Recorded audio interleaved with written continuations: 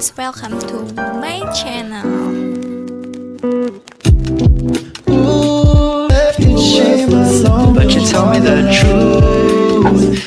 Halo teman-teman, kembali lagi di my video. Perkenalkan, nama saya Nurul Novianti dengan NIM 18622012005, kelas 6 shift 2, Prodi S1 Akuntansi, mata kuliah Metodologi Penelitian Akuntansi.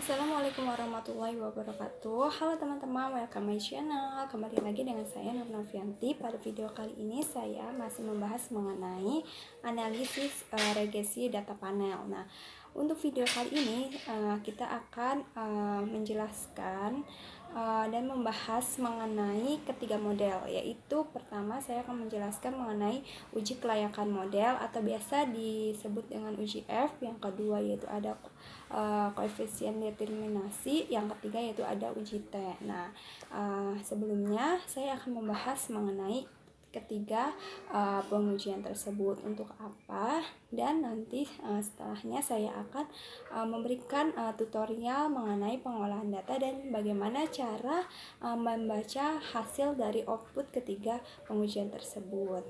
Oke, baik, dimulai dari yang pertama, yaitu mengenai uji kelayakan model atau uji F. Nah, uji ini digunakan untuk menjelaskan apakah semua variabel bebas yang dimasukkan ke dalam model secara bersama-sama ini mempunyai pengaruh terhadap variabel terikat, atau dengan kata lain disebut model fit atau tidak. Nah, pada uji F ini tidak berpengaruh, maka jika apabila uji F ini tidak berpengaruh pada penelitian, maka penelitian ini tidak layak untuk dilanjutkan karena model penelitian tidak mampu menjelaskan adanya hubungan antara variabel independen dengan variabel dependennya. Nah, bisa juga terjadi karena adanya hubungan variabel independen atau multikoliniaritas sehingga menyebabkan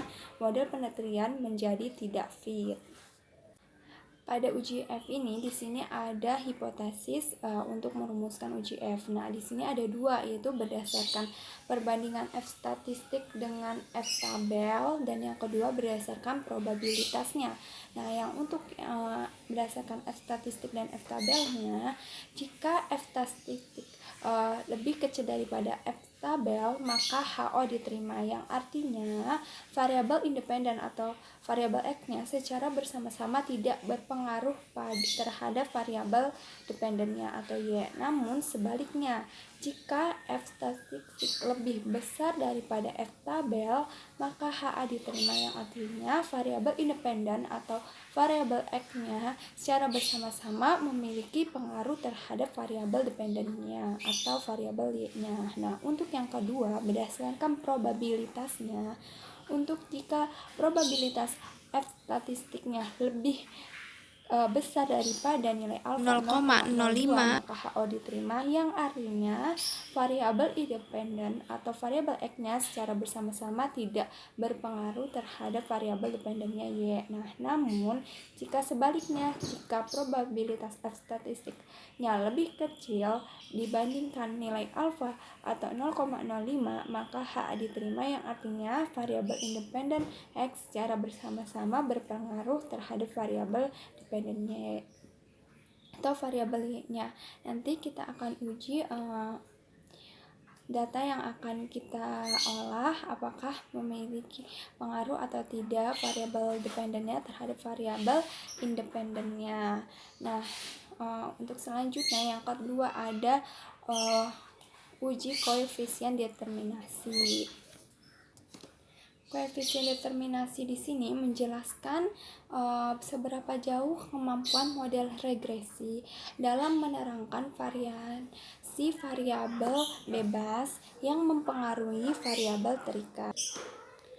Nah, teman-teman, untuk melihat output dari koefisien determinasi di sini, kita melihat dari hasil R-squared-nya. Nah, jika besar hasil R-squared-nya di sini semakin baik, karena hal ini mengidentifikasi semakin baiknya variabel independen dalam menjelaskan variabel dependennya. Nah, jika untuk nilai R-square berada antara 0 sampai 1. Nah, jika nilai R-square sama dengan 1, berarti naik atau turunnya variabel Y 100% dipengaruhi oleh variabel bebas atau variabel X-nya. Nah, jika nilai R-square-nya sama dengan 0, berarti tidak ada hubungan sama sekali antara variabel independen terhadap variabel bebasnya. Selanjutnya yang ketiga ada uji T.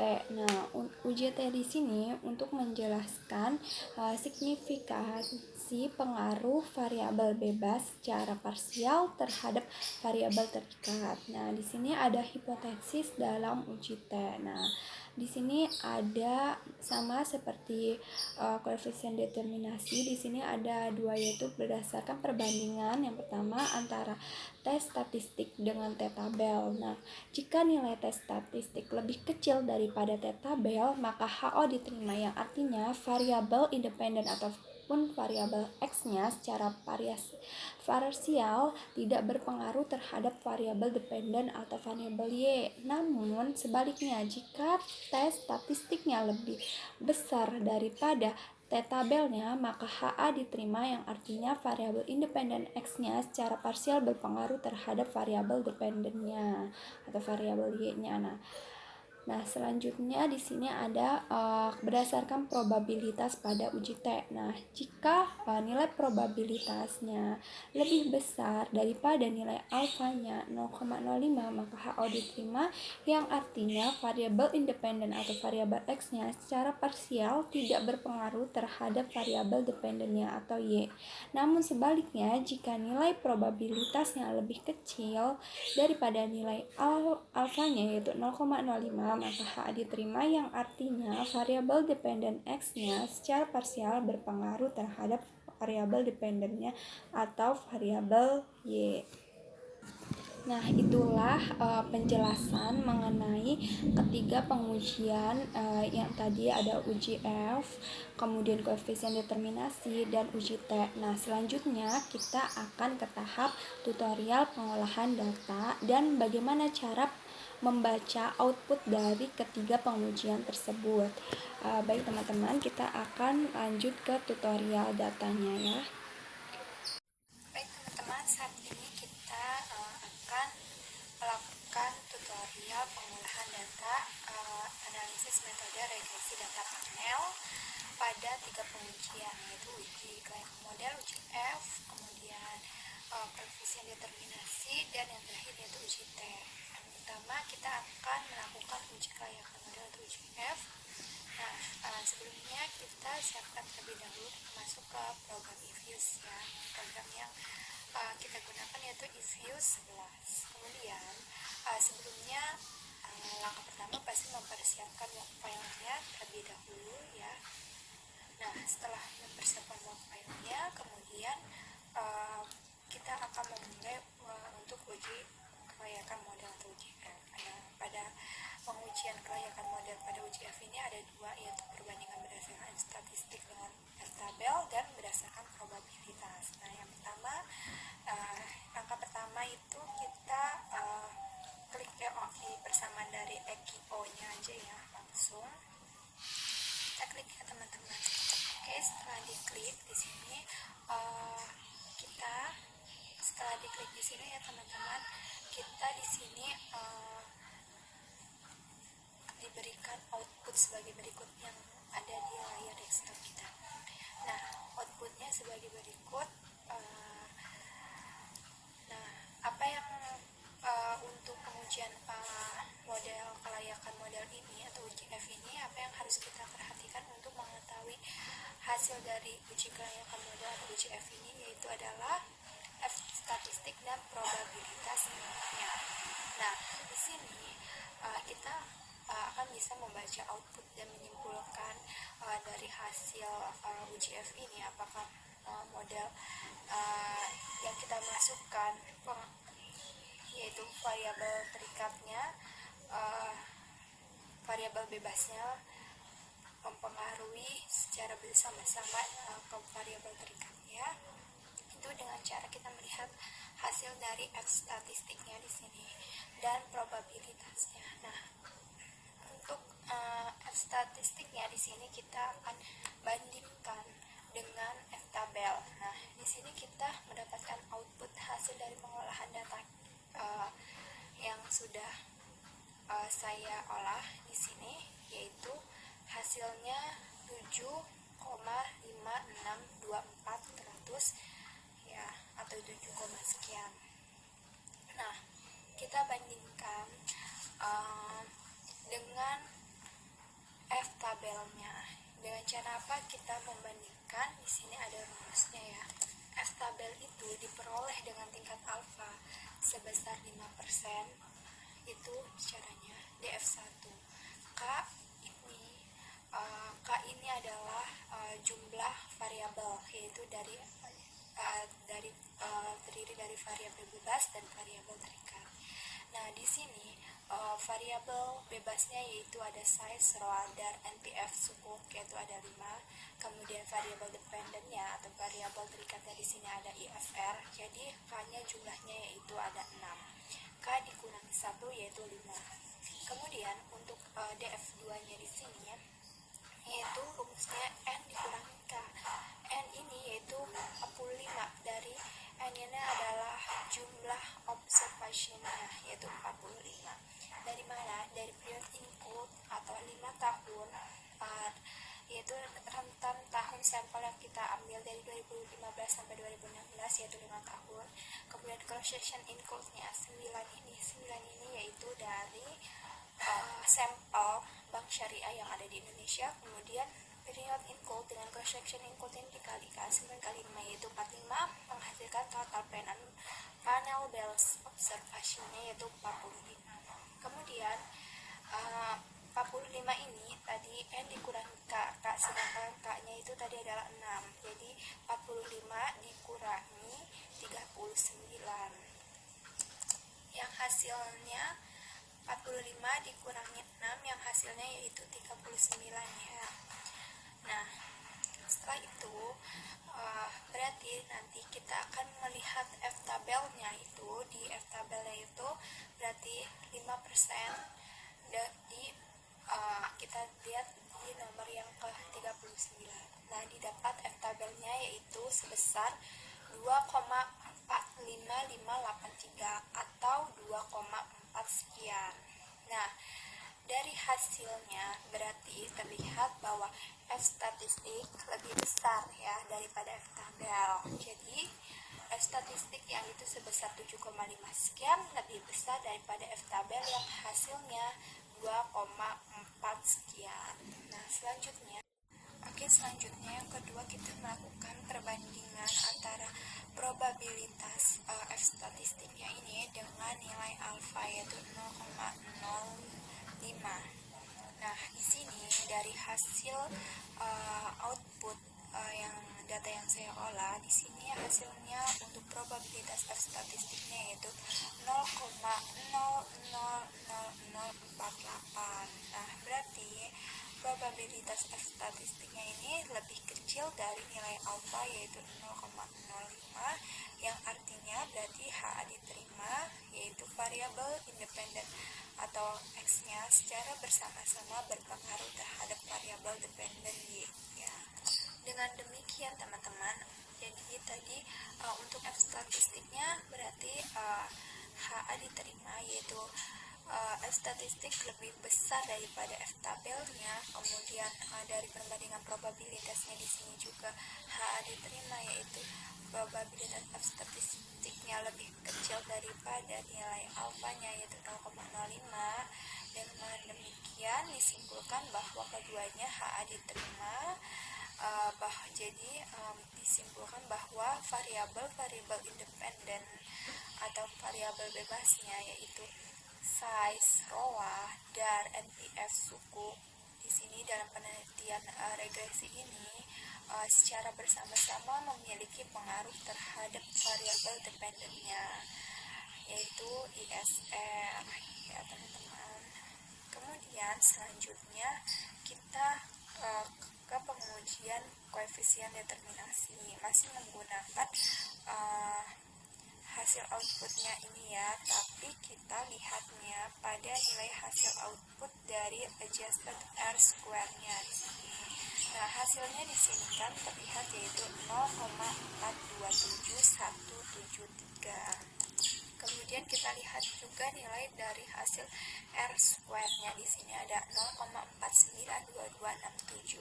Nah, keduanya di sini adalah untuk penilaian uji koefisien determinasi. Nah, di mana untuk nilai R square-nya di sini harus berkisar antara 0 sampai 1. Nah, karena R square ini jika sama dengan 1 berarti naik atau turunnya variabel Y itu 100% dipengaruhi oleh variabel bebasnya atau X-nya ya. Kemudian berarti di sini semuanya untuk R square dan adjusted R square-nya di sini lebih daripada 0 ya. Dan namun kurang daripada 1 ya. Artinya di sini berarti perubahan naik turunnya variabel dependen atau variabel ISR-nya dilihat dari R square-nya di sini, berarti naik turunnya variabel ISR-nya dapat dijelaskan dengan variabel bebasnya atau independennya yaitu size, ROA, DAR, NPF suku ini sebesar 49,2%,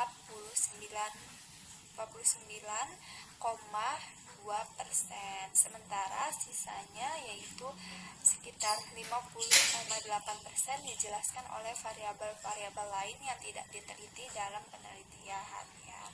Untuk adjusted R square-nya juga berarti di sini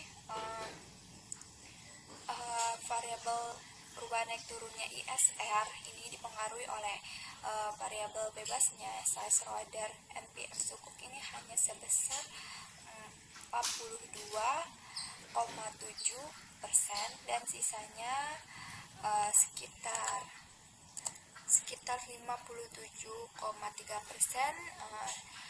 dapat dijelaskan oleh variabel-variabel lain yang tidak diteliti dalam penelitian ini ya teman-teman. Gitu. Jadi untuk pengujian koefisien determinasi di sini dilihat dari R square-nya dan adjusted R square-nya. Kemudian di sini nilai R square-nya ini rentannya yaitu dari 0 sampai 1 ya. Oke, selanjutnya teman-teman kita ke pengujian yang terakhir yaitu uji T. Nah, uji T ini untuk menjelaskan signifikansi pengaruh variabel bebas secara parsial terhadap variabel terikat.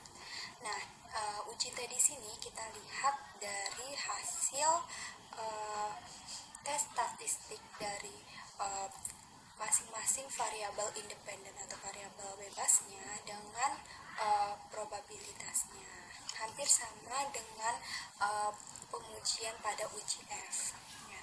Nah, caranya di sini untuk mengetahui output apa yang kesimpulannya yaitu yang pertama membandingkan hasil tes statistik setiap variabel independen ini dengan T tabelnya ya teman-teman. Yang pertama kita mulai dari variabel bebas yaitu yang pertama variabel size atau ukuran perusahaan. Tes statistiknya di sini hasil outputnya yaitu 5,342578 atau 5,34 sekian. Nah, ini kita bandingkan dengan T tabelnya. Nah, T tabelnya ini cara untuk mengetahuinya hampir sama dengan F tabelnya, namun ini kita lihatnya di format T-tabelnya ya, di hasil T-tabel. Nah, dari nilai tingkat alfanya 5%, kemudian DF-nya 39, T-tabelnya dihasilkan sebesar 2,02269. Nah, yang artinya berarti tes statistik yang dimiliki size ini yang lebih besar daripada T-tabelnya. Nah, untuk nilai probabilitasnya di sini output hasilnya yaitu 0,000 sekian. Nah, di sini yang artinya berarti nilai probabilitas dari size di sini lebih kecil daripada nilai alfa 0,05. Maka dapat disimpulkan untuk ukuran perusahaan atau variabel size-nya di sini pada penelitian ini memiliki pengaruh pengungkapan terhadap variabel dependennya yaitu ISR ya, Islamic Social Reporting. Nah, kita lihat lagi. Nah, nilai koefisiennya di sini yaitu outputnya dihasilkan yaitu 0,068301 atau 0,69. Nah, di sini berarti variabel size di sini berpengaruh positif terhadap ISR.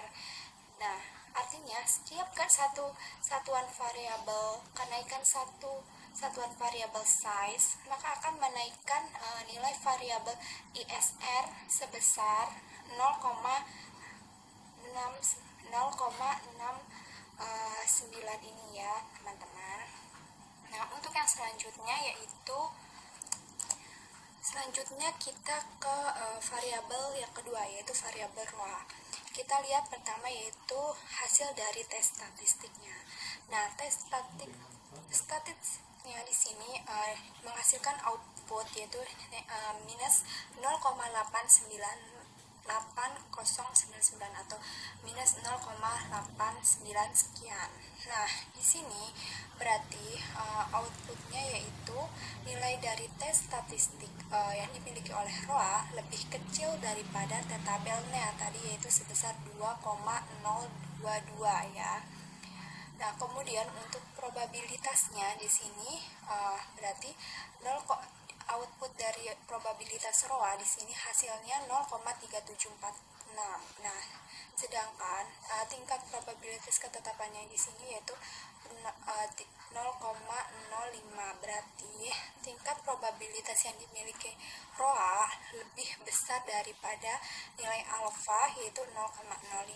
Maka dapat disimpulkan untuk pengujian variabel ROA di sini dalam penelitian ini tidak memiliki pengaruh terhadap pengungkapan ISR atau Islamic Social Reporting.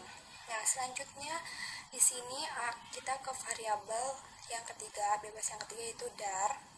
Nah, kita lihat di tes statistiknya. Nah, di tes statistiknya di sini sebesar output dari tes statistiknya sebesar 1,407353. Nah, artinya di sini tes statistik yang dimiliki oleh DAR lebih kecil daripada T-tabel. Nah, yang tadi sebesar 2,022. Nah, selanjutnya untuk hasil dari probabilitas DAR di sini ada 0,6172. Nah, di sini juga nilai probabilitas DAR ini lebih besar daripada nilai alfanya yaitu 0,05. Jadi maka dapat disimpulkan untuk uji variabel DAR di sini tidak memiliki pengaruh terhadap pengungkapan Islamic Social Reporting ya atau ISR. Nah, selanjutnya di sini ada variabel yang keempat yaitu NPF. Nah, kita lihat langsung ke tes statistiknya. Di sini menghasilkan output sebesar min 2,371637 atau min 2,37 sekian. Nah, di sini berarti menandakan bahwa tes statistik yang dimiliki NPF lebih besar dibandingkan T-tabel ya. Yang T-tabelnya tadi itu sebesar 2,022. Nah, kemudian kita lihat lagi nilai probabilitas dari NPF. Nilai probabilitas dari NPF ini juga menghasilkan 0,0227 yang artinya di sini nilai probabilitasnya ini lebih kecil daripada nilai alfa, yaitu 0,05, dan dapat disimpulkan bahwa variabel NPF di sini memiliki pengaruh terhadap pengungkapan ISR atau Islamic Social Reporting. Kemudian kita lihat nilai koefisiennya di sini, yaitu min 1,907934. Nah, ini menggambarkan bahwa variabel NPF di sini berpengaruh negatif terhadap ISR. Nah, dengan demikian ini setiap kenaikan satu satuan variabel NPF maka akan menurunkan nilai variabel ISR sebesar minus 1,907 sekian. Ya, jadi NPF di sini berpengaruh terhadap pengungkapan ISR ini, namun berpengaruh negatif terhadap penurunan ISR. Nah, kemudian untuk yang terakhir yaitu sukuk.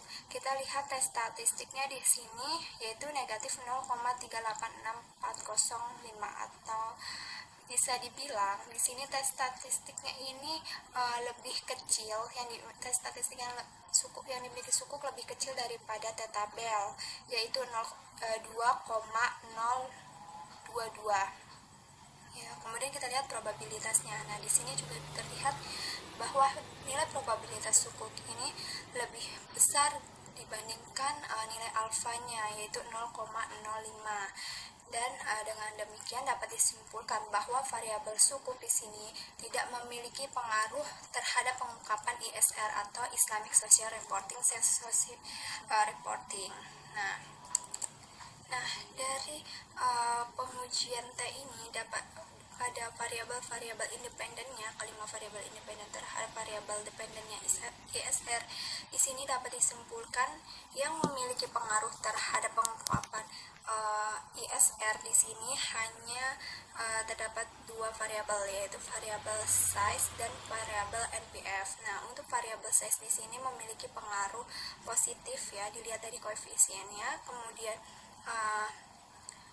untuk variabel NPF-nya di sini memiliki pengaruh negatif pada pengungkapan ISR. Kita lihat dari koefisiennya juga, karena di sini outputnya yaitu negatif, dapat menurunkan nilai ISR. Nah, kemudian untuk ketiga variabel bebasnya yaitu rawah, dar, dan sukuk di sini tidak memiliki pengaruh terhadap pengungkapan ISR. Begitu ya teman-teman untuk pembacaan output dari uji T-nya ini. Ya, demikian teman-teman penjelasan terkait pengujian analisa model regresi data panel pada ketiga uji, yaitu uji kelayakan model atau uji F, kemudian yang kedua yaitu koefisien determinasi, dan yang terakhir yaitu ada uji T. Nah, beserta tadi pengolahan datanya serta bagaimana cara membaca output dan menyimpulkan dari hasil outputnya. Semoga penjelasan yang saya sampaikan dapat bermanfaat, dan jika ada kesalahan dalam penyampaian ataupun tutur bahasa, saya mohon dimaafkan. Wassalamualaikum warahmatullahi wabarakatuh.